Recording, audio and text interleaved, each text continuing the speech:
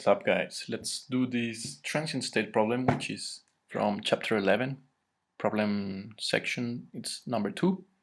And yes, I think you should read the problem first and then I'm going to help you. So pause the video, read it, and then I'll continue.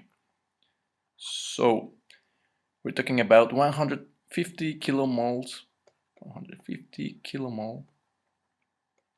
of an aqueous phosphoric acid solution. So you have a solution that contains, they give you this percentage, which is, let's change it to fraction of phosphoric acid. I'm going to use P, and water, of course, I'm going to use W. Okay, we have this data, and they tell you the solution is concentrated by adding pure phosphoric acid at this rate here, which is volumetric flow. We're going to need to change that eventually to moles. You're going to see that later. And let me tell you about what they're asking us to do. So probably we have this in a tank, and they add this here at 20 liters per minute. So you have here phosphoric and water, which is here. What you will expect is that eventually the level is going to go up, to have more phosphoric acid than before. And yeah, let's say this is time, the final time needed, and this is the initial time. And you will have, this is the concentration at initial time and the concentration at final time. We don't know it. And actually we also don't know at what time we're going to do it. So they tell you letter A, please write a differential mole balance, which is essentially just do the mass balance on phosphoric acid. Very important here, not the water, not the total mass, but phosphoric acid.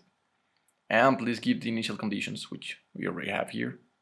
It's initial concentration, initial time is equal to 0, of course. And they give you this tip: start by defining NP to be the total quantity of phosphoric acid in the tank at any moment or any time. So let's do this. First of all, let me go here. We're going to do mass balance. You know, from the mass balance equation, inlet minus outlet plus production minus consumption should give you the accumulation in the system. So let me tell you why we are accumulating stuff here. First of all, you see the tank here, and you're adding 20 liters per minute. You know, as time goes by, you're going to increase the level, at least volume level and mass level of the tank. So as time changes, you know the definition of transient state. When time changes, something or variables changes. So we are going also not only the level or volume, we're going to change also the concentration, because we are adding more phosphoric acid.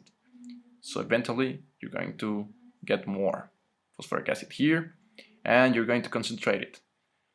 So from maybe 5% mole, you're going to increase it. If you keep doing it forever, maybe like if as time reaches infinity, you're going to achieve around 100%.